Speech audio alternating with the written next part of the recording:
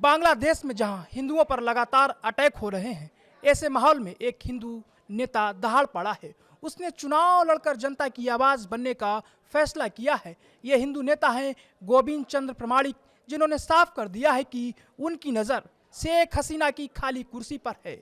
उनके नामांकन भरने के ऐलान के बाद एक ही सवाल उठ रहा है कि हिंदू होते हुए भी बांग्लादेश के बड़े बड़े इस्लामी चेहरों के सामने खड़े होने वाले हैं। ऐसे में उनकी जान कितना खतरा है, क्योंकि चुनाव के ऐलान के बाद तो इस्लामी चेहरे भी नहीं बख्शे गए हैं।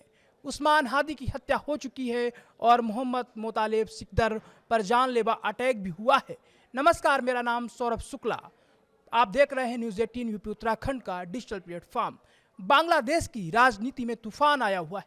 चुनावों की तारीख का ऐलान हुआ है, तब से कट्टरपंथी सड़कों पर निकल आए हैं और हिंदुओं की टारगेट किलिंग के साथ साथ उस्मान हादी जैसे कई पार्टियों के उम्मीदवार भी मारे जा रहे हैं। इस बीच एक जाबाज हिंदू नेता ने जान हथेली पर लेकर इलेक्शन में खड़े होने का फैसला किया है। यह हिंदू शेख हसीना की खाली सीट पर भगवा फहराने की तैयारी कर रहा है। गोविंद चंद्र प्रमाणिक कौन है, अब हम आपको इनके बारे में बताते हैं। गोविंद चंद्र प्रमाणिक, जो कट्टरपंथियों के आतंक से डरा नहीं है बल्कि दहाड़ पड़ा है। जिस सीट पर शेख हसीना ने दशकों तक राज किया, वो आज खाली पड़ी है और इसकी दावेदारी ठोकने को एक हिंदू खड़ा हो गया है। ये सीट गोपालगंज है, जहां एक हिंदू उम्मीदवार ने चुनौती पेश कर दी है।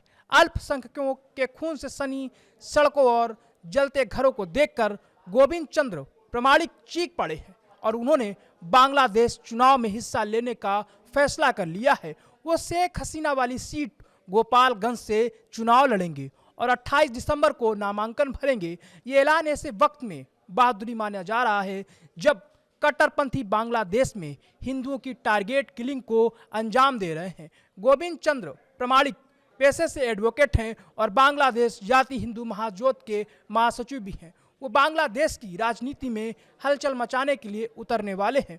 गोविंद ने ऐलान कर दिया है कि वो 28 दिसंबर को अपना नामांकन पत्र दाखिल करेंगे। उन्होंने इस बार चुनावों में किसी पार्टी का सहारा न लेने का फैसला किया है और निर्दलीय चुनाव लड़ने का फैसला किया है। बांग्लादेश में 12 फरवरी को मतदान होने हैं और ऐसे में सवाल यह है कि क्या वे कट्टरपंथियों से सुरक्षित रहेंगे। प्रमाणिक खुद को न्यूट्रल बताते हैं और उन कहते हैं कि पार्टियों के सांसद अपनी जुबान पर ताला लगा कर रखते हैं। मैं जनता के जख्मों की आवाज़ बनना चाहता हूं। शेख हसीना की आवामी लीग तो अब बैन हो चुकी है और उनकी सीट पर कब्जा करने के लिए भेड़ियों की तरह कई कट्टरपंथी ताकतें घात लगाए बैठी हैं। गोविंद चंद्र का मुकाबला इन्हीं ताकतों से है और जिस तरह उस्मान हादी को सड़क पर गोली मारी गई और एनसीपी पार्टी के नेता मोहम्मद मोतालेब सिकदर पर घर में घुसकर उनके ऊपर अटैक किया गया, ऐसे वक्त में गोविंद की जान को भी खतरा बना हुआ है। कट्टरपंथी विचारधारा का सबसे बड़ा चेहरा जमात इस्लामी के एमएम रिजाउल करीम है। बीएनपी के एसएम जिलानी कट्टरपंथी विचारधारा का सबसे बड़ा चेहरा इस्लामी आंदोलन के मारूख शेख और सत्ता के इस्लामीकरण के ख्वाब देख रहे हैं।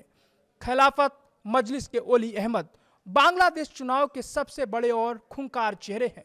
इन सब के बीच गोविंद एक अकेले हिंदू उम्मीदवार हैं। पहली बार जान जोखिम में डालकर इतना बड़ा कदम उठाने जा रहे हैं। गोविंद को जनता का सपोर्ट मिलेगा या नहीं, इस पर संशय बना हुआ है।